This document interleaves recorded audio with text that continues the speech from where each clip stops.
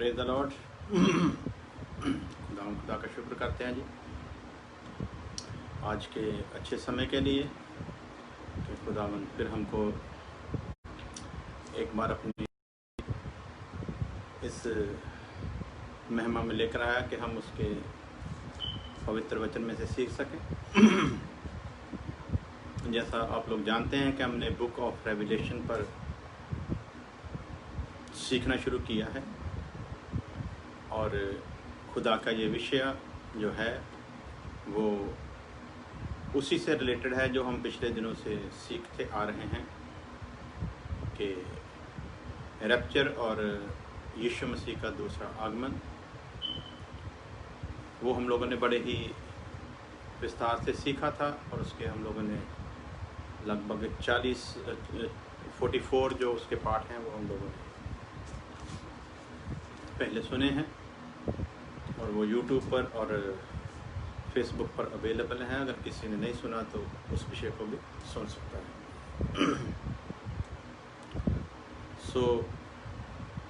आज हम लोग सीखेंगे कि खुदा ने दो तरीके से, खास करके दो तरीके से खुदा ने अपने रेवलेशन को इस संसार पर जाहिर किया है। एक नेचुरली रेवलेशन है यानी कि कुदरती प्रकाशन, और दूसरा खास रेवलेशन यानी कि स्पेशल रेवलेशन जो है जो कुदरती रेवलेशन है उसके विषय पे हम लोग सीखें। उससे पहले हम लोग वचन पढ़ लेते हैं ताकि खुदा की बात को समझने के लिए उसका वचन हमारी पूरी सहायता करे। कुदरती प्रकाशन जो खुदा ने इस दुनिया के सामने रखा उसका रेफरेंस है हमारे सामने रोमियो का खत, संत पौलुस का लिखा हुआ रोमियो का नाम, रोमियो का खत यानी कि रोमन, उसका 1 बाब उसकी 19 आयत से लेकर 24 आयत तक। Romans chapter 1 verse 19 to 24। कुदरती रेवलेशन यानी कि नेचुरली रेवलेशन के बारे में, कुदरती प्रकाशन के बारे में यहाँ पर यूँ लिखा है। सिस्टर अनीता ने 19-24 तो लिख दिया, उसके आगे एक भी लिख दें। पहला अध्याय 19 आयत से लेकर 24 आयत तक। मेरे ख्याल से सिस्टर ओके। आगे सिस्टर प्रियंका ने भी, खुशी ने भी और HG मटू ने भी ठीक कर दिया है। आप भी ठीक कर दें जी, थैंक यू वेरी मच। खुदा का शुक्र हो। हम देखते हैं रोमन्स चैप्टर 1 वर्स 19 to 24। प्यारे भाइयों, हम लोग यहाँ पढ़ेंगे इसलिए कि परमेश्वर के विषय का ज्ञान उनके मनों में प्रकट है। इसलिए कि परमेश्वर के विषय का ज्ञान उनके मनों में प्रकट है क्योंकि परमेश्वर ने उन पर प्रकट किया है। यदि कोई कहे कि खुदा ने जब तक इंसान से, जिस तरीके से लोग चाहते हैं खुदा डायरेक्ट हमसे बात करे, अगर खुदा किसी के साथ डायरेक्ट बात भी नहीं करता तो भी वो खुदा के वजूद से इनकार नहीं कर सकते। खुदा नहीं है ये कहकर वो पल्ला नहीं झाड़ सकते, क्योंकि वचन कहता है इसलिए कि परमेश्वर के विषय का ज्ञान उनके मनों में प्रकट है। नंबर 1 तो उनके मनों में प्रकट है। एक इंसान यदि अपनी ही पैदाइश, अपने बढ़ने, अपने जीने के बारे में और दुनिया में लोगों को मरते हुए देखता है, उनकी मौत के बारे में ही यदि वो ध्यान से इस पर विचार करे तो मेरे ख्याल से मैं समझता हूँ कि उसको ये समझ जाना चाहिए कि ये सब कुछ बनाने वाला एक है। एक बच्चा माँ की कोख में कैसे पलता है, बढ़ता है, कैसे आहिस्ता आहिस्ता उसके जिस्म के अंग बनने शुरू होते हैं, कैसे आहिस्ता आहिस्ता उसका आकार बढ़ना शुरू होता है, कैसे समय आता है खुदा उसके होंठ बनाता है, उसकी नाक बनाता है, उसके कान बनाता है। और ख़ास करके स्पेशली बात के आँखों की बात जब हम करते हैं जिस्म में एक खास अंग की वो रचना करता है जिसको हम आंखें कहते हैं। सो खुदा मर्द और औरत को जो जिस्म उसने शुरू से ठहराया उसमें पूरी का पूरा माँ की कोख में उसको तैयार करता है। ये कोई यूं ही नहीं, कुछ लोग कहते हैं ये तो नेचुरली है, नेचुरली भी है तो नेचर है किसका, उस पर भी हम लोग ध्यान देंगे। है तो कुदरती, लेकिन उस कुदरत को बनाने वाला एक है। कुदरत अपने आप से बनकर नहीं आई, कुछ भी ऐसा नहीं संसार में जिसको हम कहें कि ये कुदरती कहकर अपना पल्ला छुड़ा लें कि ये कुदरती है। कुदरत का एक मालिक है उसी ने कुदरत की रचना की है। इसलिए परमेश्वर के विषय का ज्ञान उनके मनों में प्रकट है, क्योंकि परमेश्वर ने उन पर प्रकट किया है। क्योंकि उसके अनदेखे गुण, बेशक उसको देखा नहीं, लेकिन उसके अनदेखे गुण अर्थात उसकी सनातन सामर्थ्य, जो उसकी सामर्थ्य को हम शुरू से ही पुरातन समय से ही देखते आए हैं, सनातन से ही, अर्थात उसकी सनातन सामर्थ्य और परमेश्वर तब, सनातन सामर्थ्य और परमेश्वर तब, ईश्वर तब जगत की सृष्टि के समय से उसके कामों के द्वारा देखने में आते हैं। फिर मैं पढ़ता हूं, क्योंकि उसके अनदेखे गुण जो दिखाई तो नहीं देते, लेकिन फिर भी वो अपने आप में बयान करते हैं।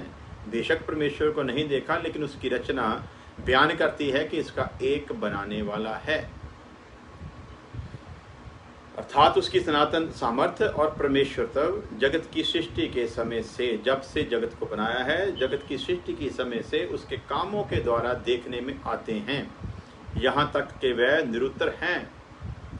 सिर्फ देखने में आते नहीं, जब वो ओझल नहीं हो गए, बल्कि लगातार हम उन चीज़ों को देखते हैं, और जब तक खुदा की इच्छा हुई हम उसे देखते रहेंगे। सो कुदरती रेवलेशन के बारे में इंसान जो है वो इनकार नहीं कर सकता।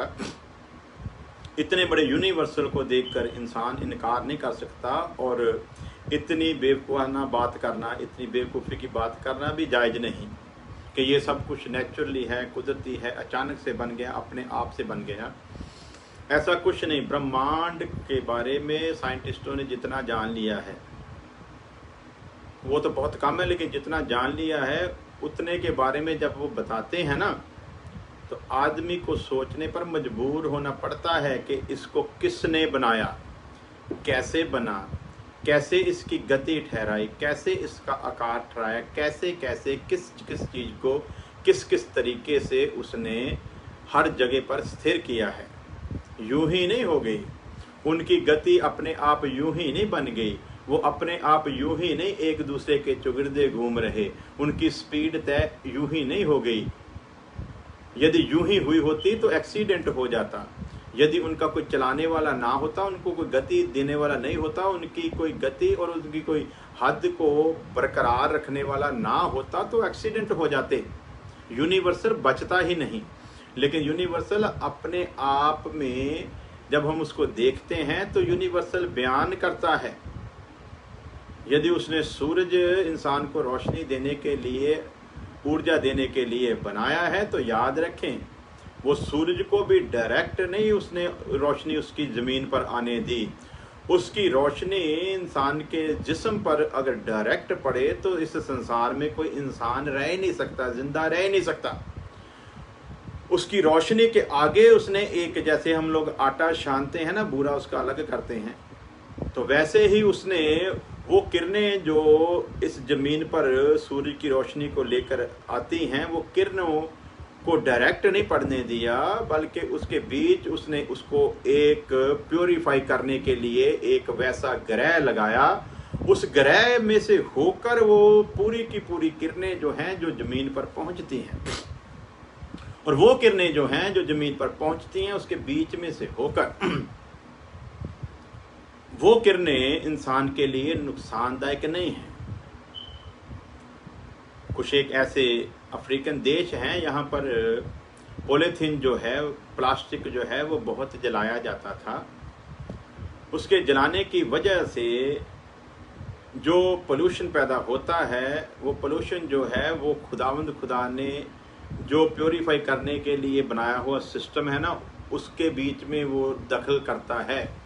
और वहाँ पर वो ऐसा सिस्टम हुआ, होते होते होते होते वो जो प्योरीफाई करके हमको देता है ना किरणें, सूरज, वो उस पोल्यूशन की वजह से वहाँ पर बहुत ज़्यादा शेड हो गए और सूरज की किरणें जो खुदा ने निज़म बनाया था हर जगह पर वो प्योरीफाई होकर पहुँचे।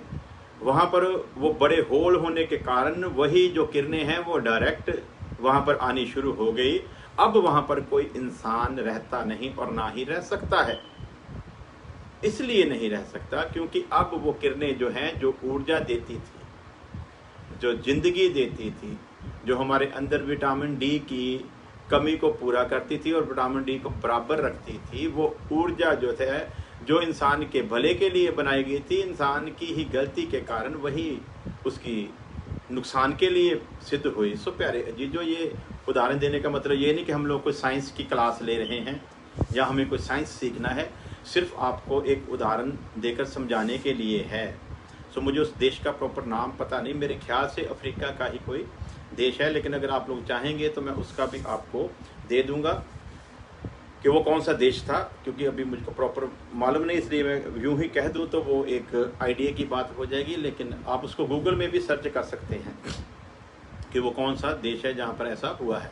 सो प्यारे अजीजों, देखते हैं कि ये कुदरती रेवलेशन जो है ना, खुदा ने आगे रखा ताकि इस कुदरती रेवलेशन के द्वारा इस कुदरत को बनाने वाले खुदा को हम बारीकी से समझ सकें, उसने ये क्यों बनाया है। और सबसे खतरनाक बात जो हमारे सामने आती है वो ये है, इस इंसान को बनाने से पहले, यानी कि उस आदम को जो पृथ्वी का पहला आदम, इससे पहले के खुदा उसकी रचना करता, उससे पहले ये सब कुछ रचा गया। उसके बनाने से पहले ये सब कुछ रचा गया, जो इस बात की तरफ इशारा करता है कि इतना कुछ जो हम यूनिवर्सल में देखते हैं वो सब कुछ इसलिए रचा गया कि खुदा के अंदर एक प्लान चल रही थी, एक आदम को बनाना था, उस आदम को इस ग्रह पर रखना था। जिसको रखना था वो खुदा के लिए कितना स्पेशल है, जिसके लिए खुदा ने इतना बड़ा ब्रह्मांड, इतना बड़ा यूनिवर्सल जो है, इतनी बड़ी कायनात को रचा। ये सब कुछ बनाने के बाद जिस दिन, यानी कि छठे दिन में जब खुदा ने इस आदम की रचना की, तो आप लोग सभी जानते हैं कि वो जो 6 दिन है असल में 6000 साल हैं, लेकिन खुदा के लिए 1000 साल एक दिन के बराबर है। तो जिस खुदा ने 5000 साल में सारे यूनिवर्सल की रचना की और छठे साल में भी जाकर कुछ एक चीज़ें बनाने के बाद इसकी रचना की, जो इस तरफ इशारा करती है कि खुदा के लिए ये कितना स्पेशल है, जिसको इस संसार में रखने के लिए इसकी हर सुविधा की चीज को खुदा ने पहले बनाकर रखा। आज कोई भी नई चीज जो आती है ना, हमारे लिए वो नई हो सकती है। इंसान की खोज करते करते वो चीज उसको लेट प्राप्त हुई हो तो वो अलग बात है, लेकिन वो सब कुछ बनाया इसी के लिए था और इसको ये बुद्धि दी कि उन चीज़ों को प्राप्त करके अपनी सुविधा की कोई चीज़ उसमें से बना सके।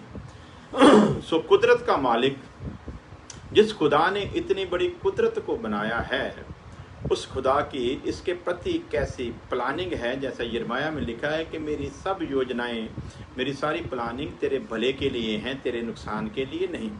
सो इसको बनाता है तो यही जिसको बनाया है, जिसके लिए ये इतना बड़ा यूनिवर्सल बनाया, ये बंदा पाप का इतना गुलाम हो गया कि अब कहता है कि नहीं, ये तो कुदरती है, लेकिन इस कुदरत को बनाने वाले को मानने के लिए तैयार नहीं, नास्तिक बन गया है, कम्युनिस्ट बनकर ये कहता नहीं कोई खुदा नहीं है। खुदा समय समय पर अपने आप को जाहिर करता आया कि मैं हूँ। आज कोरोना वायरस के थ्रू भी खुदा बता रहा है कि मैं हूँ। बड़े बड़े राजाओं के, बड़े बड़े देशों के, बड़े बड़े साइंटिस्टों के, बड़े बड़े डॉक्टरों के हाथ खड़े हो गए। एक छोटी सी बीमारी जो खुदा की नज़र में कुछ भी नहीं है, उसका इलाज नहीं ढूंढ पाए। हजारों हजार लोग मर रहे हैं। हमारे इंडिया की सबसे बड़ी बदतर जो हालत सामने आ रही है वो ये है कि वहाँ भूख कोरोना से कम और भूख से लोग ज़्यादा मर रहे हैं। सफ़र करने की वजह से ज़्यादा लोग मर रहे हैं। सफ़र की सुविधाएं नहीं मिल रही, खाने की सुविधाएं नहीं मिल रही। सिर्फ भूख से नहीं मर रहे, भूख से ना मरे इसलिए आत्महत्या कर रहे हैं, सुसाइड कर रहे हैं, परिवारों के परिवार सुसाइड कर रहे हैं। किसी की लाशें ट्रेन में मिल रही है, किसी की लाशें दरख्तों के साथ टंगी हुई मिल रही हैं, कोई रास्ते में मरा हुआ मिल रहा है। सो इतना सब कुछ संसार में हो रहा है, इसलिए हो रहा है कि ये संसार समझे इस संसार को एक चलाने वाला है। यदि वो न चलाए तो ये संसार चल नहीं सकता। सो प्यारे अजीजों, इस कुदरती रेवलेशन, इस कुदरती प्रकाशन को जब हम समझते हैं तो फिर खुदा हमको समझ आता है। आगे लिखा है 21 वर्ष में, इस कारण के परमेश्वर को जानने पर भी उन्होंने परमेश्वर के योग्य बड़ाई न की। जानते हैं सब कुछ, जब कुदरत को देखते हैं तो जानते हैं, फिर भी जानबूझकर इनकार करते हैं। जानते हैं फिर भी जानबूझकर इनकार करते हैं। और यहाँ पर लिखा है इस कारण के परमेश्वर को जानने पर भी, ऐसा नहीं कि जानते नहीं, बल्कि जानने पर भी क्या किया है उन्होंने कि परमेश्वर के योग्य बढ़ाई और धन्यवाद ना किया। जानते हैं पर फिर भी जो धन्यवाद परमेश्वर को देना चाहिए था, इस यूनिवर्सल को देखकर और ये समझ करके मेरा खुदा मुझसे कितनी मोहब्बत करता है, ये सब कुछ उसने मेरे लिए और मेरी सुविधा के लिए इस संसार में, इस जमीन पर मैं एक अच्छे ढंग से जी सकूं, इसलिए ये सब कुछ उसने बनाया है। और जब शुरू में पढ़ते हैं तो देखा कि इस सब चीज का मालिक बनाया था।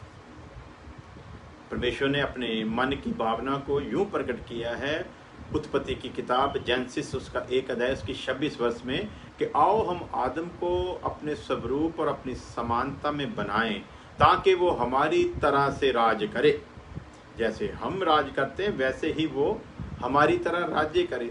सो ये यूनिवर्सल पर राज्य करने के लिए इसकी रचना की थी। ये कोई मामूली नहीं है, लेकिन पाप का गुलाम होने के कारण इसकी बुद्धि जो है वो बंद है, अंधकार की शक्तियों ने इसे पकड़ा हुआ है, इसलिए इसकी बुद्धि बराबर काम नहीं कर रही।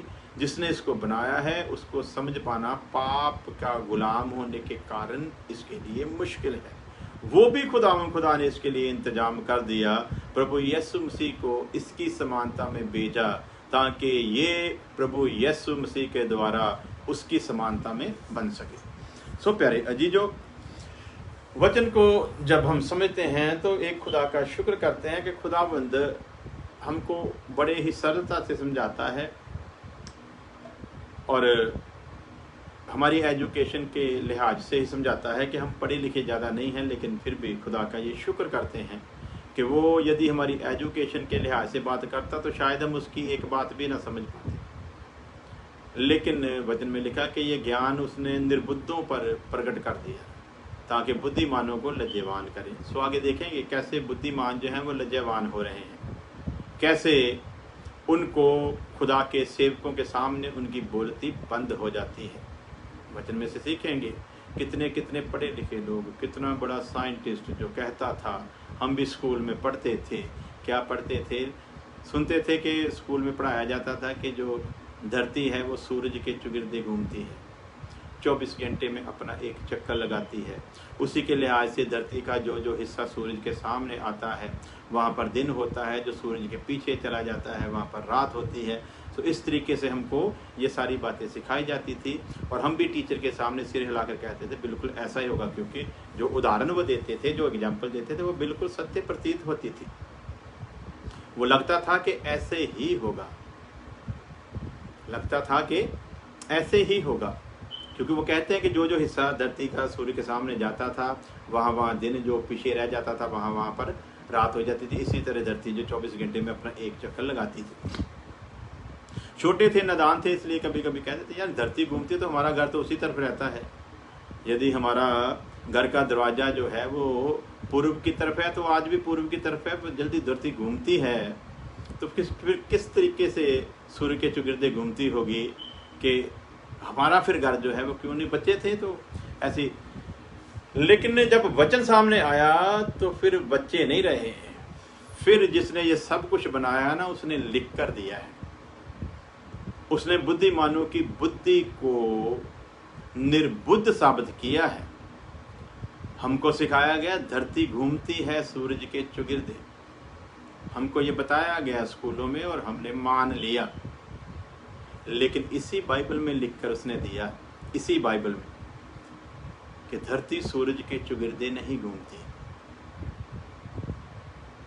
आज सीख रहे हैं हम रेवलेशन की किताब में खुदावंद खुदा ने अपनी इस मुकद्दस किताब में लिख कर दिया हमको कि धरती नहीं घूमती, बल्कि सूरज धरती के चुगिर्दे घूमता है। तो अब आप बताएं, मेरे जैसा 7 क्लास पढ़ा हुआ आदमी, वो भी सरकारी स्कूलों में, क्या खुदावंद खुदा यदि जहर ना करता, यदि ये उसका मुकद्दस वचन मेरे हाथ में ना आता, तो क्या मैं समझ पाता? मैं तो साइंटिस्टों की बात पर ही यकीन करता कि सचमुच जो धरती है वो सूरज के चुगिर्दे घूम रही है।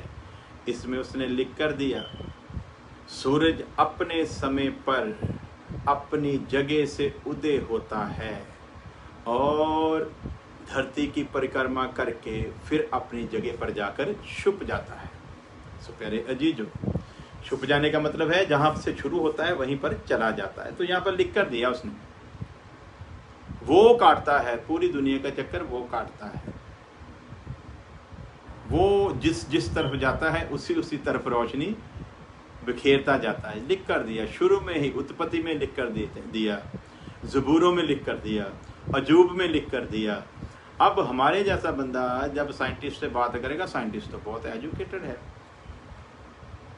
लेकिन जिसके पास ये वचन है उसके सामने कोई वजूद नहीं किसी भी एजुकेटेड आदमी का। सो खुदा का शुक्र करते हैं, निर्बुद्धों पर प्रकट किया। निर्बुद्ध समझ गए खुदा को, लेकिन बुद्धिमान नहीं समझे।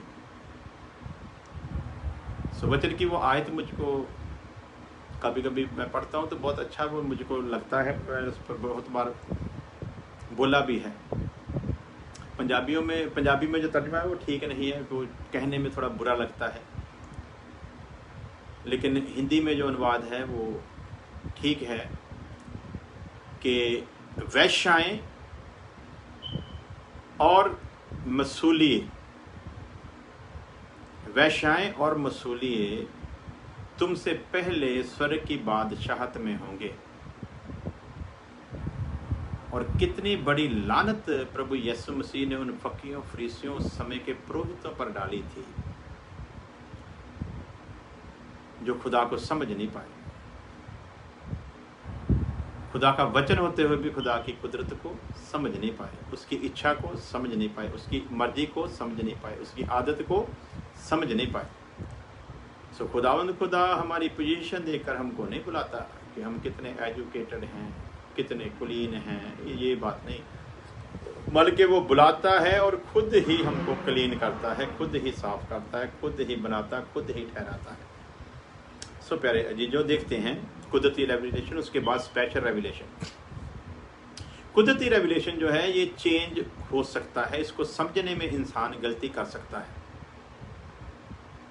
कुदरती जो रेवलेशन है ना, इसको समझने में इंसान गलती कर सकता है, क्योंकि जब वो इसको समझने की कोशिश करेगा ज़्यादातर वो अपनी अकल से काम लेगा और शायद इसको प्रॉपर समझ ना पाए। जैसे मैंने कहा कि साइंटिस्ट पहले कहता था कि धरती घूमती है, अब कहता नहीं सूरज घूमता है। अब कहीं ना कहीं बाइबल की बात उसने पढ़ ली होगी, किसी न किसी जरूर किसी क्रिश्चियन साइंटिस्ट ने बता दिया होगा, भाई गलत हो तुम लोग, धरती नहीं घूमती, सूरज घूमता है।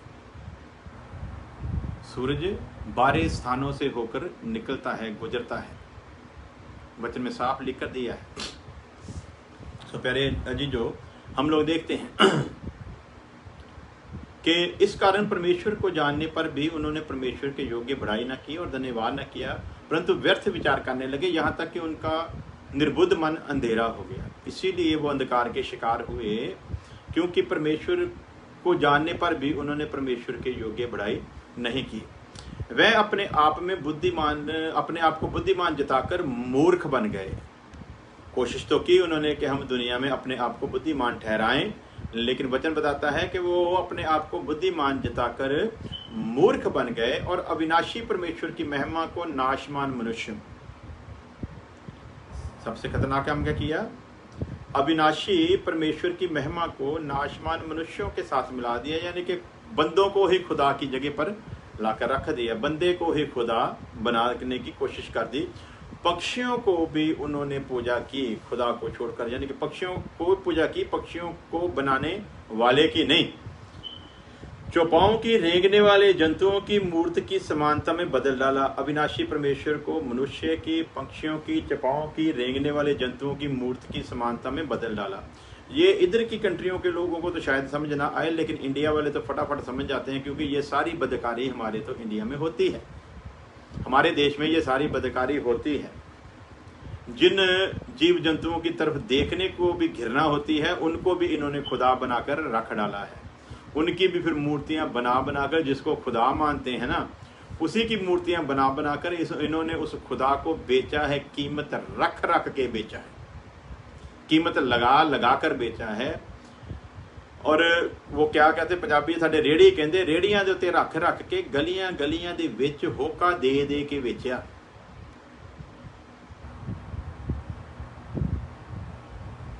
इंसानों की तस्वीरों को, जानवरों की तस्वीरों को, पंछियों की तस्वीरों को और रेंगने वाले जीव जंतुओं की तस्वीरों में बदल डाला परमेश्वर को, अविनाशी परमेश्वर को, जिसका कोई रूप कोई स्वरूप नहीं है, जो आत्मा है।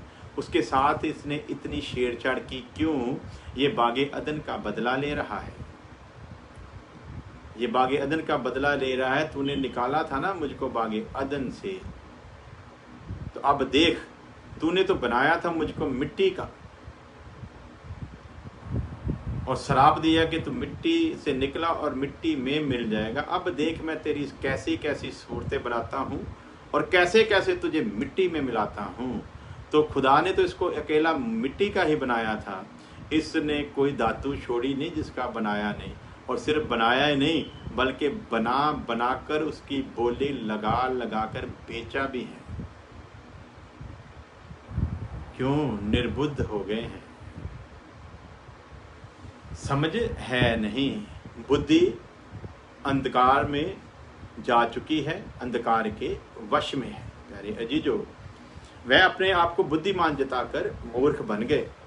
इस कारण परमेश्वर ने उन्हें उनके मन की अभिलाषाओं के अनुसार अशुद्धता के लिए छोड़ दिया। तो परमेश्वर ने फिर क्या किया?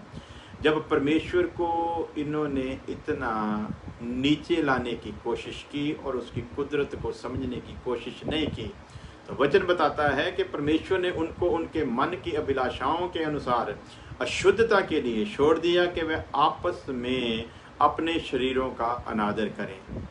वो तो सोचते हैं कि हम परमेश्वर की सूरत को ऐसी ऐसी चीज़ों में बनाकर परमेश्वर का अनादर करेंगे, लेकिन परमेश्वर ने उनको उनकी मन की अभिलाषाओं पर छोड़ दिया, अपने शरीरों का भी अनादर करें।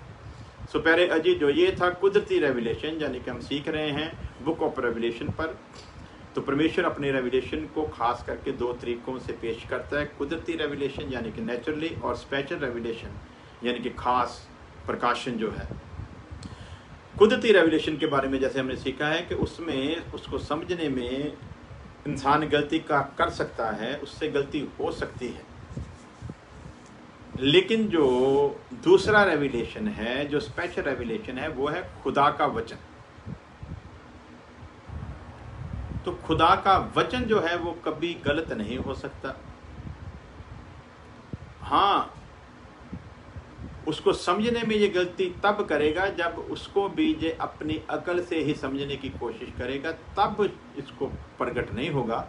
लेकिन यदि जिसने ये वचन लिखा है उसके मुताबिक चले, तो फिर ये जो स्पेशल मुकम्मल परफेक्ट जो रेवलेशन है, फिर उसकी समझ में आना शुरू होगा।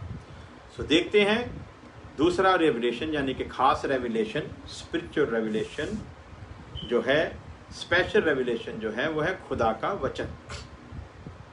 सो ये जो खुदा का वचन है, इसके बारे में मशहूर आयत है बाइबल की, साम 119 वर्स 105। 105 आयत है उसकी, 119 जबूर की। जबूर भजन संहिता 119 उसकी 105 आयत, 119 जबूर और उसकी 105 आयत, 105। हमारे यहाँ तो ऐसे बोलते हैं, बाकी अपने अपने हिसाब है। पहले जी जो यहाँ पर लिखा है, तेरा वचन मेरे पाँव के लिए दीपक और मेरे मार्ग के लिए उजाला है। तो ये शब्द का मतलब ये ना निकाल लेना कि वो हमारे पाँव में रहता है, ऐसा नहीं है। यानी कि जिन राहों पर मैंने चलना है ना, उन राहों पर मुझको ठोकर ना लग जाए, जहाँ मैं भटक ना जाऊं। खुदा के वचन अगर मेरे मन में जमा होगा तो मैं कभी भी अंधकार में चल नहीं सकता, मैं कभी भी ठोकर ना खाऊंगा। और मेरे मार्ग के लिए उजाला है, जिस रास्ते पर मुझको चलना है और जो सही रास्ता है, ये वचन मुझको वो रास्ता दिखाएगा। सो ये है खुदा का स्पेशल रेवलेशन, जिसके द्वारा हम खुदा को भी समझ सकते हैं और खुदा की कुदरत को भी समझ सकते हैं। कुदरत के द्वारा तो सिर्फ हम इतना ही समझ सकते हैं, यदि समझने की कोशिश करेंगे तो इतना ही समझ सकते हैं कि इतनी बड़ी कुदरत जरूर किसी ने बनाई होगी। लेकिन स्पेशल रेवलेशन के मुताबिक हम लोग जब उसके वचन को समझते हैं तो वचन के द्वारा हम कुदरत को भी और कुदरत को बनाने वाले को भी समझते हैं। यदि ये वचन ना आता तो इंसान किसी भी कीमत पर परमेश्वर की आदत को कभी भी समझ ना पाता। यही वचन है जो पाँव के लिए दीपक बना, यही राहों के लिए उजाला बना। ये ना आता तो फिर कुछ भी समझ ना आता। ये इसीलिए आया कि हम इस कुदरत को बनाने वाले की पहचान कर सकें और उसे समझ सकें। और ये स्पेशल रेवलेशन जो है, खास रेवलेशन, ये कहाँ से शुरू होता है? जेनेसिस यानी कि उत्पत्ति की किताब से लेकर ये शुरू होता है। खुदा समय समय पर खोलता गया और प्रकाशित वाक्या की किताब का अंत होते होते खुदावंद ने इस संसार के आगे अपनी सारी मंशा को रख दिया, अपनी सारी आदत को समझा दिया। जो कुछ शुरू से किया और जो कुछ अंत तक करने वाला है, इस संसार के अंत तक वो भी, और इस संसार का अंत होने के बाद जो कुछ वो परमेश्वर करने वाला है, वो सब कुछ उसने अपने आदत को और सब कुछ जो करने वाला है उसको इस वचन के द्वारा हमको समझाया है। सो यदि ये वचन ना आता तो फिर खुदा को हम कभी भी समझ ना पाते। नेचर के द्वारा सिर्फ इतना ही समझ पाते कि कोई बनाने वाला है, लेकिन वो कौन है ये कभी समझ ना पाते। वचन आया तो उसने सारा कुछ खोल कर हमको समझाया है। नंबर 2, वचन के द्वारा मिलने वाला प्रकाशन जो है वो संपूर्ण प्रकाशन है। कुदरत के द्वारा सिर्फ इतना ही समझा जा सकता है कि कोई है बनाने वाला, लेकिन फिर भी उस तरीके से नहीं। लेकिन वचन के द्वारा मिलने वाला प्रकाशन संपूर्ण है, मुकम्मल है, परफेक्ट है, इसमें कोई भी गलती हो ही नहीं सकती। हमको समझने में गलती हो जाए तो वो अलग बात है, लेकिन वचन में गलती नहीं हो सकती। हमने कितना मनन किया है, कितना अपने आप को लिखने वाले के सुपुर्द किया है, कितना पवित्रता का जीवन जिया है, कितना समय खुदा के साथ गुजारते हैं, उसी लिहाज से वो अपने वचन के द्वारा अपनी आदत को हमको समझाता जाता है। हालेलुया। जिसके साथ जितना समय हम लोग गुजारते हैं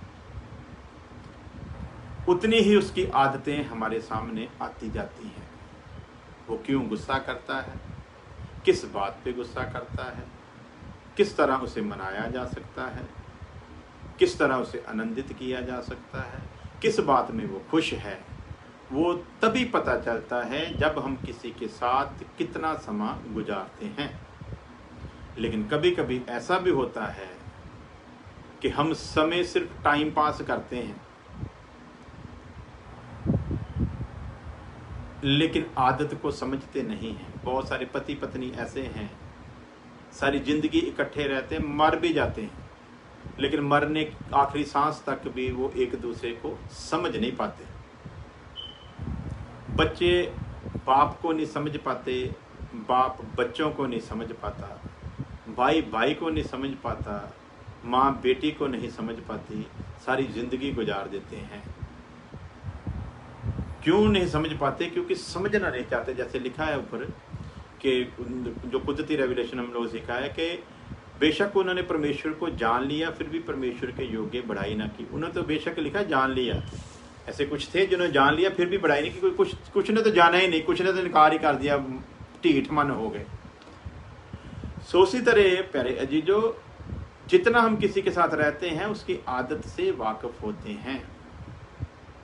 कभी कभी हमारे जीवन में ऐसे बहुत सारे प्रैक्टिकल हैं, आपके भी होंगे, मेरे जीवन में भी हैं। बहुत सारे ऐसे लोग मेरे जीवन में हैं, आज भी हैं, जो मुझसे किसी समय में बहुत मोहब्बत करते थे, मेरे दोस्त, रिश्तेदार, कुछ भी कह लो। किसी से कोई समय ऐसा आया जितनी मोहब्बत करते थे फिर उतनी नफरत करने लगे। कुछ ऐसे भी लोग थे जो मुझसे बहुत नफरत और घृणा करते थे, लेकिन समय ने करवट बदली। जो नफरत करते थे आज वो मुझसे बहुत मोहब्बत करते हैं।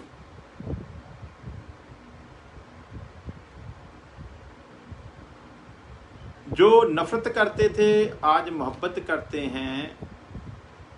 क्यों करते हैं? क्योंकि जब वो नफरत करते थे मेरी आदतों से वाकिफ नहीं थे और मेरे साथ ज़्यादा समय नहीं बिता पाए थे। इसलिए जैसा सुना था, जहाँ एक दो बार उन्होंने कोई मेरा गलत रिएक्शन देख लिया होगा तो उन्होंने उसी हिसाब से मेरा अंदाज़ा लगाकर मेरे ऊपर कांटा लगा दिया होगा, क्रॉस लगा दिया होगा कि नहीं ये बंदा अच्छा नहीं है। वजह थी कि उनको समय गुजारने का मौका नहीं मिला, इसलिए वो मुझको नहीं समझ पाए। लेकिन जब उनको समझने के लिए मेरे साथ समय गुजारना पड़ा तब वो मुझे समझ गए।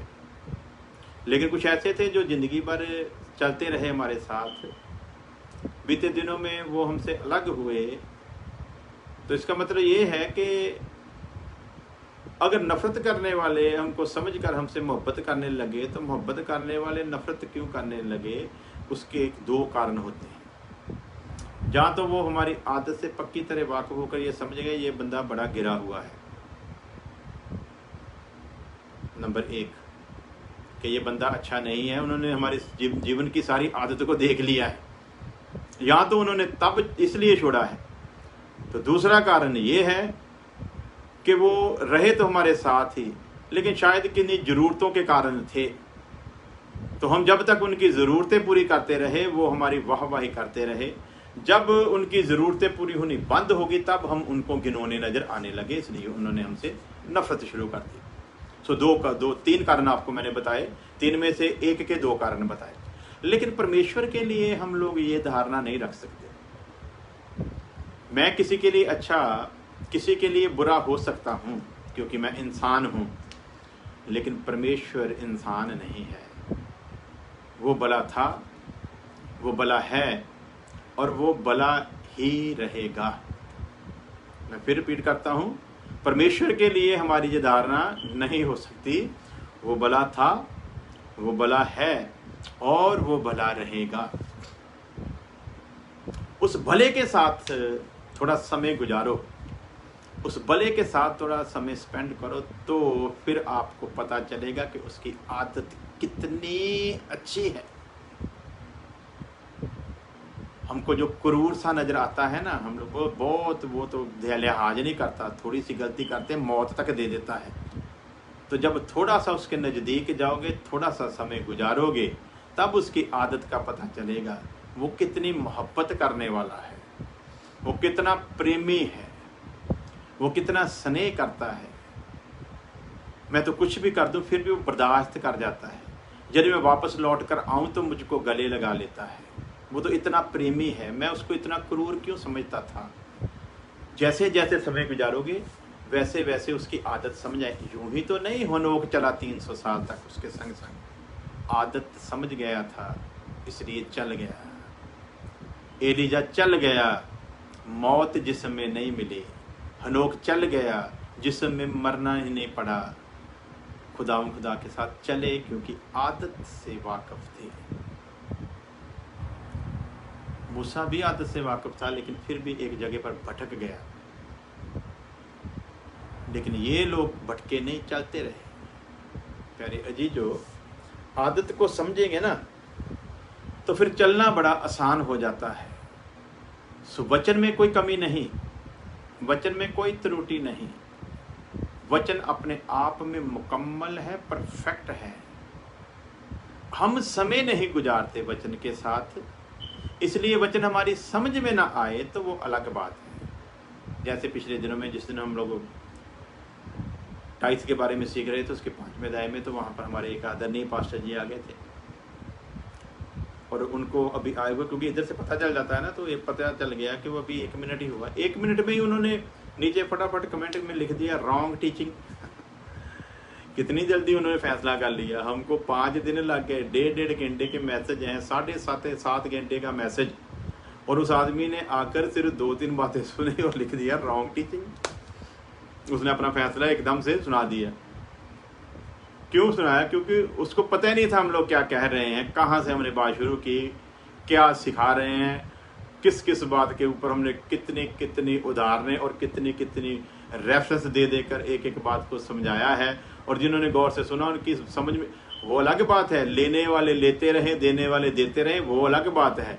लेकिन जिन्होंने ध्यान से सुना उनको ये समझ आ गया कि हम लोग कुछ गलत करते रहे हैं। तो उस आदमी ने 1 मिनट में लिख दिया नीचे रॉन्ग टीचिंग। तो क्यों लिख दिया? क्योंकि वो बेचारे असल में रॉन्ग टीचिंग या राइट टीचिंग से उनको कोई लेना देना नहीं। हकीकत ये है, उनका दशमाश के बिना चलने वाला नहीं। हकीकत ये है कि उनकी सेवा ही दशमांश के लिए है। अगर उनकी सेवा दशमांश के साथ जुड़ी ना होती, कभी इतनी जल्दी कमेंट ना करते, पहले पूरा सुन लेते फिर करते कमेंट। लेकिन जल्दबाजी कर गए। जल्दबाजी करने की वजह यही थी कि वो उस चीज के गुलाम थे, पाप ने बंधन में जकड़ा हुआ है। इसलिए वचन की गहराई समझ में आती। कितना स्पेंड करते हो टाइम, कितना, उसी हिसाब से खुदा बात करता है। कितना उसके नज़दीक रहते हो, उसी तरीके से खुदा बात करता है। हम लोग राजमिस्त्रियों के खानदान से हैं। हमको अपने बाप से काम सीखना नहीं पड़ा था। पहले ही दिन जब हम लोगों ने काम शुरू किया, खानदानी काम, तो उसी दिन हम लोग तकरीबन 70-80% ठीक ही मिस्त्री थे। जैसे आम मिस्त्री चलते हैं ना, आम जो सीखते हैं, उनके जैसे हम पहले दिन ही थे। क्यों? क्योंकि हम लोगों ने अपने बाप के साथ समय स्पेंड किया, गुजारा है। उनकी आदतों और उनके काम करने के ढंग को बखूबी जानते हैं। उसी तरह हम खुदा के साथ कितना समय गुजारते हैं, किस ढंग से गुजारते हैं और किस तरीके से उसको समझते हैं। यदि हम अपने बाप के साथ रहकर उसकी आदतों से वाकिफ हो सकते हैं, यदि हम अपने बाप के साथ रहकर उसके काम को उसके बताए बिना ही सीख सकते हैं, तो खुदा के साथ जो लोग रहते हैं फिर वो क्यों नहीं सीख सकते? उनके लिए भी बड़ा आसान है। सो हम खुदा के साथ रहते नहीं, इसलिए हमको पंडित, पुरोहित, पास्टर की ज़रूरत है ना। कोई मुझको सिखाए, कोई मुझको समझाए। और जो समझाने और सिखाने वाले हैं वो भी इतने ढीठ और निकम्मे हैं कि गलत तो सिखाएंगे लेकिन सही बात बताएंगे नहीं। सो प्यारे अजीजो, खुदा को समझने के लिए ज़रूरी है कि हम उसके साथ समय गुजारें। समय कैसे गुजार सकते हैं? हम वचन जितना पढ़ेंगे, वचन उसके आत्मा के द्वारा लिखवाया गया है। लिखने वाले 40 लिखारी हैं। वचन को जिन्होंने लिखा, बाइबल को लिखने वाले 40 लिखारी हैं, लेकिन लिखाने वाला लिखा परमेश्वर का पाक रूह है। तीमुथियुस का खत 3 अध्याय उसकी 16 वर्ष में साफ करके लिखा है।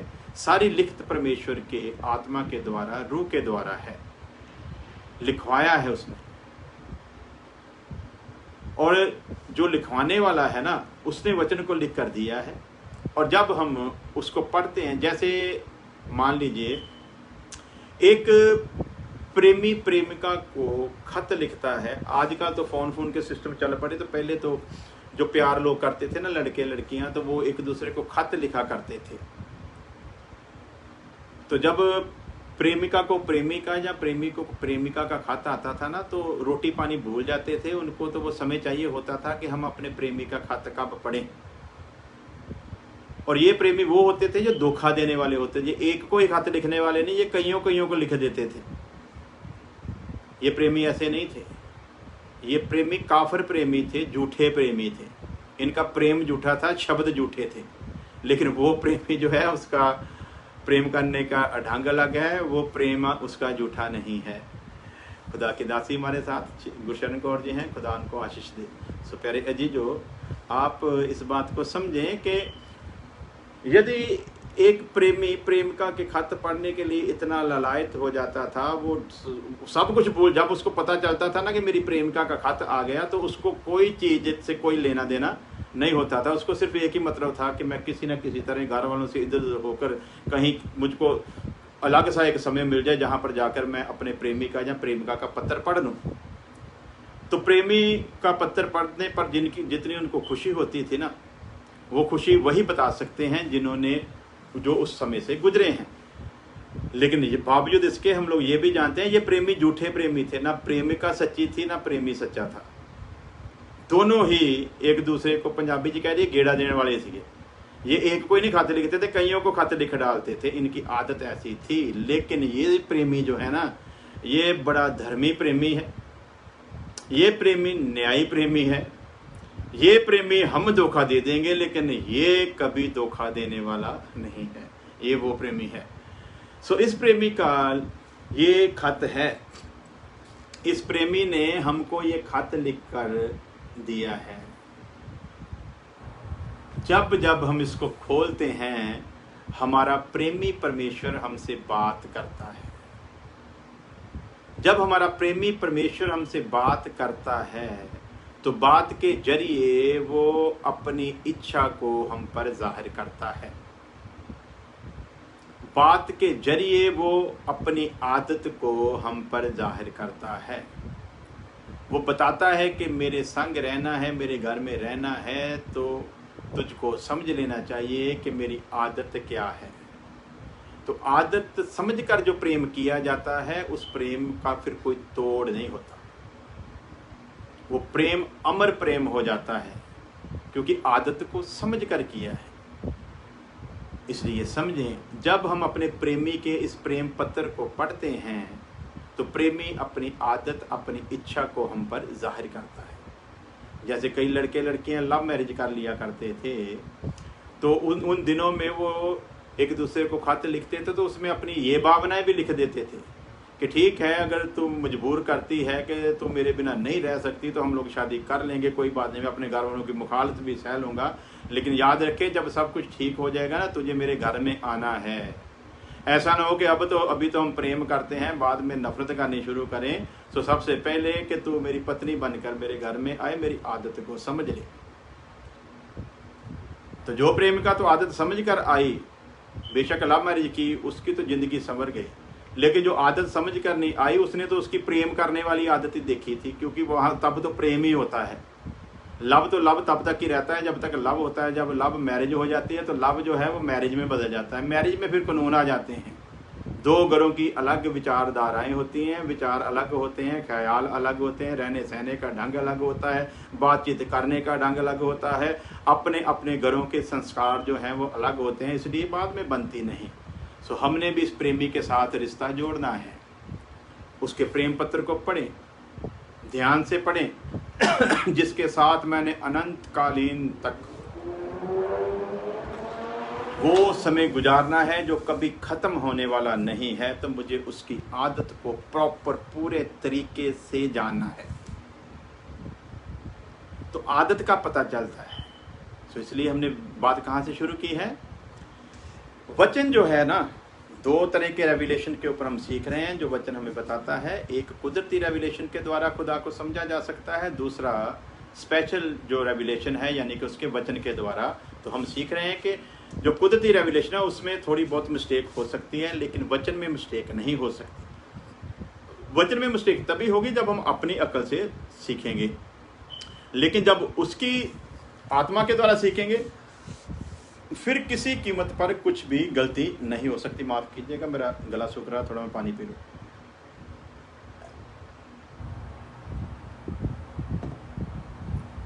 बढ़ते हैं।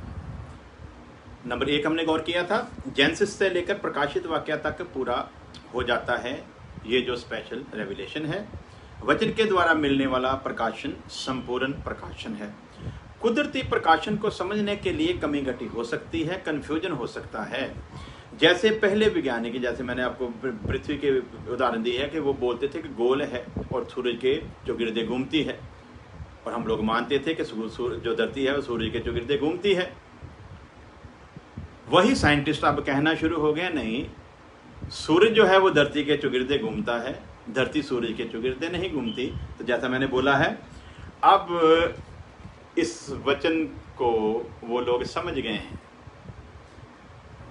और 100% ये बात पक्की है कि कोई क्रिश्चियन साइंटिस्ट ने उनको बता दिया है कि भाई लोगों को बेवकूफ़ मत बनाओ, धरती नहीं घूमती बल्कि सूरज घूमता है। तो अब वो साइंटिस्ट जो हजारों साल से ये कहते आए थे कि धरती घूमती है, उन्होंने अब ये मान लिया है कि नहीं, धरती नहीं घूमती बल्कि सूरज घूमता है। क्यों? क्योंकि इसमें लिख कर दिया है कि सूरज जो है वो घूमता है। हालेलुया। सो प्यारे अजी, जो इसलिए कुदरती रेवलेशन जो है उसमें थोड़ा बहुत मिस्टेक हो सकती है, कन्फ्यूजन हो सकता है, सोचने के ढंग से विचार अलग हो जाता है, लेकिन जो वचन है अपने आप में पूरा परफेक्ट है, उसमें कोई गलती नहीं है। तो जैसे मैंने बोला, समझ तब आएगा कि हमने अपने प्रेमी के साथ समय कैसा गुजारा है, खुदा के साथ कितना समय गुजारा है, कितनी उसकी आदत को समझा है। तो जितना समय गुजारा है उतना ही फिर हम पर खुलता जाता है। जितना कम गुजारेंगे उतना कम खुलेगा, जितना ज़्यादा गुजारेंगे उतना ज़्यादा खुलेगा। सो नंबर 5, सो कुदरती तौर पर दिखने वाली चीज़ों को समझने में इंसान गलती कर सकता है। जो हमको दिखाई देता है ना, जो कुदरती रेवलेशन है उसके मुताबिक गलती हो सकती है समझने में, लेकिन वचन संपूर्ण है, वचन में कोई भी किसी भी तरह की गलती नहीं है। सो वचन के बारे में बाइबल में हमने देख लिया कि तेरा वचन जो है वो मेरे पाँव के लिए दीपक है और मेरे राहों की रोशनी है। तो दूसरा उसका रेफरेंस हमको मिलता है यूहन्ना की अंजील 17 अध्याय उसकी 17 वर्ष, जॉन चैप्टर 17 वर्स 17। तेरा वचन सत्य है, वो पाँव के लिए दीपक और राहों की रोशनी है, और वो सत्य है, उसमें कोई झूठ नहीं है। जैसे साइंटिस्टों ने हमसे झूठ बोला ना कि धरती घूमती है, अब कहते हैं सूर्य घूमता है, तो अब लोग कन्फ्यूजन में हो जाएंगे, फिर पड़ जाएंगे, यार पहले ठीक थे कि अब ठीक है। लेकिन वचन ने शुरू में भी कहा था कि सूरज घूमता है, आज भी कहता है कि सूरज घूमता है। वचन ने शुरू में कहा था धरती गोल है, आज भी कहता है कि धरती। वचन में कोई कमी नहीं है, वचन में कोई कमजोरी, कोई भी ऐसी गलती नहीं है। समझने में गलती हो सकती है। नंबर 6, परंतु वचन द्वारा सीखने में कोई गलती नहीं हो सकती, बशर्ते कि इंसान वचन को अपनी अकल से न सीखते हुए पवित्र आत्मा के द्वारा सीखे, क्योंकि पाकरू हमें मिला और सारा वचन उसी पाकरू के वसीला से लिखा गया है। मैं फिर रिपीट करता हूं ताकि आप लोग गहराई से समझ सकें। वचन द्वारा सीखने में कोई गलती नहीं हो सकती। कब? बशर्ते कि इंसान वचन को अपनी अकल से न सीखते हुए पवित्र आत्मा के द्वारा सीखे, क्योंकि पाकरू हमें मिला है और सारा वचन उसी पाकरू के वसीला से लिखा है। तो अब जिस पाकरू के वसीला से सारा वचन लिखा है, यदि तो हम उसी के अनुसार उसको सीखेंगे तो फिर गलती नहीं होगी, क्योंकि जिसने लिखा है वो तो हमारे साथ है। मान लीजिए मैंने ही कोई बात आपको लिखी हो तो मैं आपके साथ हूं, तो फिर उसको समझने में आपके लिए कोई मुश्किल नहीं है। लेकिन यदि वो साथ नहीं है तो फिर तो मुश्किल ही है। तो कभी कभी वो साथ होता है लेकिन हम उसका साथ लेते नहीं। जैसे वो एक स्किट है कि पुलिस वालों से कोई इंटरव्यू ले रहा होता है, तो वो बोलता है जी, पुलिस वाला बोलता है जी हम तो हमेशा पब्लिक के साथ हैं, हम तो हमेशा पब्लिक के साथ हैं लेकिन किसी का साथ देते नहीं हैं। तो साथ है तो साथ देते नहीं, तो फिर साथ हो या ना हो वो एक ही बात है। सो उसी तरह पवित्र आत्मा तो सबके साथ है, पवित्र आत्मा तो सबके साथ है, लेकिन क्या हम उसका साथ लेते हैं? जब वो साथ है तो उसके सहारे चलते हैं, जब वो साथ है तो उसकी मानते हैं, जब साथ है तो उसके अनुसार चलते हैं। तो साथ है, वचन के मुताबिक लिखा है, मैं तुम्हें अनाथ ना छोड़ूंगा, सदैव तुम्हारे साथ रहूंगा, वो साथ है। लेकिन कभी कभी हम उसका साथ नहीं लेते और अपनी अकल को बीच में ले आते हैं। जब अपनी अकल को लेकर आएंगे फिर वचन सत्य है, लेकिन जब अपनी अकल से समझेंगे फिर वो सत्य है, लेकिन हम अपनी अकल से समझेंगे तो वो झूठ हो जाएगा। लेकिन वचन अपने आप में फिर भी सत्य है। हालेलुया। इसलिए वचन हमारी अकल के हिसाब से तो बहुत गहरा हो सकता है, वचन हमारी अकल के हिसाब से तो बहुत गहरा हो सकता है, लेकिन जब वो जिसके वसीले से वचन लिखवाया गया है, हमारी अकल से गहरा हो सकता है, लेकिन जिसके वसीला से लिखवाया गया है यानी कि पाक रूप, और वो लिखने वाला हमारे साथ है, तो फिर जिसने लिखवाया है उसके लिए कोई भेद नहीं। जिसने ये लिखवाया ना उसके लिए कोई भेद नहीं रह जाता। कैसे? जैसे साइंटिस्टों ने कहा कि धरती घूमती है, इनके लिए वो भेद था, आइडिया लगाकर बता दिया। लेकिन जिसने उसकी गति ठहराई थी ना, उसका एक रूल बनाया था, वो जानता था, इसलिए उसने लिखकर दे दिया, तो हमको समझ में आ गया, फिर साइंटिस्टों ने भी समझ लिया। तो फिर जिसने लिखवाया उसके लिए कोई भेद नहीं रह जाता।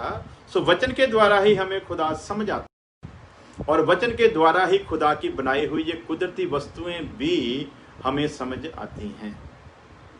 नंबर 10, ये बात समझ लो और पल्ले बांध लो कि जिसे खुदा समझ आ गया उसे खुदा की कुदरत भी समझ आ जाएगी। आज दुनिया की गलती क्या है? खुदा को समझने की बजाय खुदा की कुदरत को समझने के चक्कर में पड़े हुए हैं। इसलिए कि कुदरत को समझने के चक्कर में हैं, इसलिए ना तो कुदरत उनकी समझ में आती है, ना कुदरत को बनाने वाला ही उनकी समझ में आता है। फिर रिपीट करता हूं, इंसान कुदरत को समझने के चक्कर में पड़ा हुआ है, यूनिवर्सल को समझने के चक्कर में पड़ा हुआ है, नेचर को समझने के चक्कर में पड़ा हुआ है, नेचुरली बातों को समझने के चक्कर में पड़ा हुआ है। लेकिन जिसने ये सब कुछ बनाया है उसको समझने के लिए इसके पास समय नहीं है।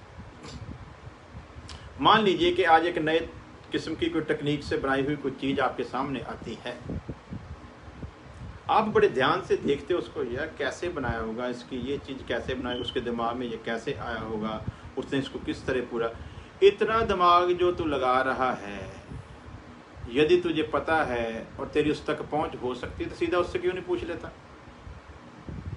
जिसके लिए इतना दिमाग तू खर्च कर रहा है, सीधा उसी से बात कर ले। तू जो कुदरत को समझने के चक्कर में अपना टाइम खराब कर रहा है, तो कुदरत बनाने वाले को समझ लेना। जब वो समझ आ जाएगा, उसके साथ रिश्ता स्थापित हो जाएगा, फिर उससे पूछ लेना तेरी कुदरत क्या है, तो वो बता देगा। तेरे लिए तो काम आसान है।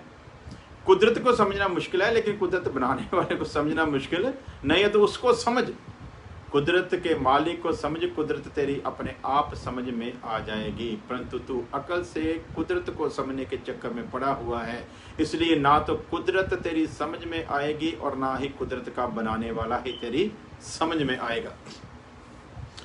जिसे खुदा समझ ना आया उसे कुदरत भी समझ नहीं आएगी। ये बात ध्यान रखें, जिसे खुदा समझ ना आया उसे कुदरत भी समझ नहीं आएगी। इसलिए तो ये इंसान जो अपनी अकल से चलना चाहता है हमेशा यही सवाल करता है। ये कुदरत को समझना चाहता है ना, कुदरत वाले को नहीं, कुदरत को बनाने वाले को नहीं, कुदरत को समझना चाहता है। इसलिए क्योंकि इसकी खुदा समझ में नहीं आया तो कुदरत भी समझ में नहीं आएगी। ये इंसान जो अपनी अकल से चलता है हमेशा यही सवाल करता रहता है, क्योंकि समझ नहीं ना आया, ना कुदरत समझ आई ना कुदरत बनाने वाला। कुदरत बनाने वाले तो समझने का इसने यत्न ही नहीं किया, कुदरत को समझने का यत्न कर रहा, इसलिए कुदरत समझ नहीं आई। जब कुदरत समझ नहीं आई तो कुदरत का बनाने वाला कैसे समझाए? तो इसलिए समझ जाता उसको तो फिर समझ आ जाती। इसलिए ये सवाल करता है। कैसा सवाल करता है? जब भी इससे पूछो, इसके साथ बात करो, ये बोलता है जी कुदरत के सिस्टम से आप मुझको ये बताओ, अंडा पहले आया था कि मुर्गी? अब ये कुदरत को समझने वाला है, कुदरत ने कैसे सिस्टम को बनाया है। ये सारी उम्र लगा रहेगा, कभी इसको पता नहीं चल पाएगा कि अंडा पहले आया था कि मुर्गी पहले आई थी। अक्सर आप लोगों ने भी ये सवाल लोगों को करते सुना होगा। तो ये सवाल, बेवकूफ़ी का सवाल वही लोग करते हैं जिनको खुदा समझ नहीं आया। जब इनको खुदा समझ नहीं आया तो फिर खुदा की कुदरत कैसे समझ आती? इसलिए ये सवाल करते हैं। परंतु जिनको खुदा समझ आ गया, उसको उनको खुदा की कुदरत भी समझ आ गई। वो जानते हैं कि खुदा ने अंडा पहले बनाया था कि मुर्गी बनाई। ये साइंटिस्ट नहीं जान पाएगा, अगर वचन का ज्ञान नहीं रखेगा। साइंटिस्ट भी नहीं जान पाएगा कि पहले मुर्गी आई थी कि अंडा। क्योंकि जब आप कहोगे कि मुर्गी आई थी तो बोलते हैं कि मुर्गी तो अंडे में से निकलेगी। जब आप बोलोगे अंडा पहले आया था, बोलेंगे अंडा तो जो अंडा, अगर अंडा पहले आया था तो अंडा कहाँ से आ गया? अंडा तो मुर्गी देगी। तो ये सारी जिंदगी मुर्गी और अंडे के चक्कर में पड़ा पड़ा खुद भी मुर्गी ही बन जाता है। और जैसे मुर्गी फिर गंद में मुंह मारती है, वैसे ही ये भी मारता फिरता है। तो मुर्गी की और अंडे की तलाश करते करते इसका खुद का नेचर जो है, इसकी खुद की जो आदत है, वो भी गंद में मुंह मारने वाली हो जाती है। लेकिन अगर ये कुदरत को बनाने वाले को समझे तो फिर इसके सामने एकदम से खुल जाएगा, मुर्गी पहले आई थी जहां अंडा पहले आया था।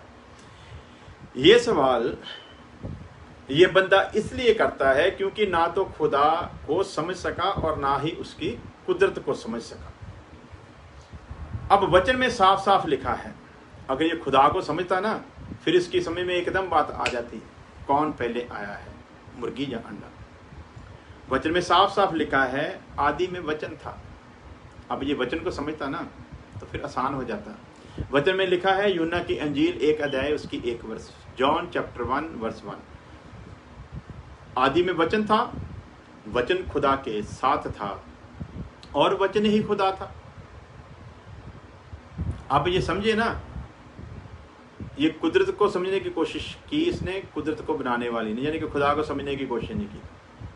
फिर इसके बाद सामने सवाल था, खुदा को कैसे समझो? तो खुदा ने ही लिख कर दे दिया, आदि में वचन था। पहले किसको रखा खुदा ने? वचन को। आगे किसको रखा खुदा ने? वचन को। आदि में क्या था? वचन था। वचन परमेश्वर के संग था और वचन ही परमेश्वर था। अब इसने अगर खुदा को समझना है तो ये वचन को समझे। वचन समझ में आएगा तो फिर खुदा समझ में आएगा। यदि वचन समझ नहीं आएगा तो खुदा भी समझ नहीं आएगा। इसको तरीकाकार नहीं पता चला और ना किसी ने इसको तरीका समझाया, इसको उलझा दिया। बेकार बेकार से तर्क दे देकर इसको उलझा दिया। इसके आगे आसान सा तरीका जो था वो नहीं रखा। अब आदि में वचन था, यानी कि पहले खुदा की इच्छा देखो कि ये वचन जो है ना, जिसके द्वारा हम उसकी कुदरत को और कुदरत बनाने वाले को समझ सकते हैं, उसने सबसे पहले किसको इज्जत दी है? आदि में वचन था। वचन परमेश्वर के संग था और वचन ही परमेश्वर था। अब जब ये बंदा वचन को जानेगा तो उसे पता चलेगा कि वचन ही खुदा है। इसलिए यदि ये चाहता है कि मैं खुदा को जानूं तो जरूरी क्या है कि ये वचन को जाने।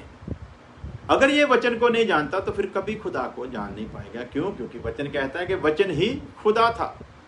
और जब इसे ये पता चलेगा कि वचन ही खुदा था, तब इसे इसका भी पता चलेगा कि वचन जो खुदा है, उसी वचन के द्वारा खुदा ने सब कुछ पैदा किया है। अब ये कुदरत को समझने के चक्कर में है ना, ये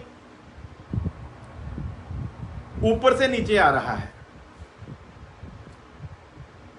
जबकि टेक्निक ये है पहले नीचे से ऊपर चला जाना। जब नीचे से ऊपर जाएगा फिर ऊपर से नीचे आने का भी तुझको तरतीब मिल जाएगी। तो इसको ये तो पता ही नहीं कि ऊपर में कैसे आया, इसलिए अब इसको ये भी नहीं पता चलता मैं नीचे कैसे जाऊं। पहले जी जो टेक्निक होती है, हर बात को समझने की एक टेक्निक होती है। ये खुदा को समझना चाहता है, खुदा समझ नहीं आएगा। अगर खुदा को समझना है तो ये खुदा के वचन को समझे। वचन समझ आ जाएगा तो वचन जो खुदा है वो भी फिर इसकी समझ में आ जाएगा। वचन के द्वारा ये खुदा को समझ सकता है। तब इस बात का भी पता चलेगा कि जो वचन खुदा है, उसी वचन के द्वारा खुदा ने सब कुछ पैदा किया है। फिर इसको कुदरत समझ आएगी। अब ये डायरेक्ट सिर्फ क्या कर रहा है, ये कुदरत को समझ रहा है। चांद सितारे कैसे बन गए, यूनिवर्सल कैसे पैदा हो गया, धरती कैसे खड़ी है, पानी पर खड़ी है, जब पानी के बीच खड़ी है, जहाँ ये बल्द के सींग के ऊपर खड़ी है, जहाँ नंदी के सींग के ऊपर खड़ी है, ये चक्कर में पड़ा हुआ। तो तू घूम घूम कर कोई आ रहा है तो उसी के पास सीधा सिस्टम लगाना, उसी को समझ ले, सब कुछ तेरी समझ में आएगा। तो सब कुछ इसकी समझ में आएगा। और यूनिवर्सल में उसके बिना कुछ भी रचा नहीं गया। ये यूनिवर्सल को तो समझना चाहता है, लेकिन यूनिवर्सल को बनाने वाले को नहीं समझता। सो यूनिवर्स को बनाने वाले को समझ ले तो ये सारा यूनिवर्सल तुझे समझ में आ जाएगा। कुदरत को बनाने वाले को समझ तो कुदरत तेरी समझ में आ जाएगी।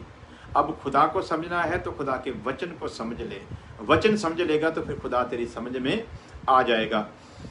यूहन्ना की इंजील उसका 1 अध्याय उसकी 3 वर्ष, जब वचन इसकी समझ में आएगा ना, तो जो ये कहता है नहीं ये तो कुदरती है, ये तो मानता है कुदरती है, लेकिन कुदरत बनाई किसने, इसको मानने के लिए तैयार नहीं। परंतु यदि ये वचन को समझ ले तो फिर इससे पता चलेगा कुदरत बनी किसके द्वारा है,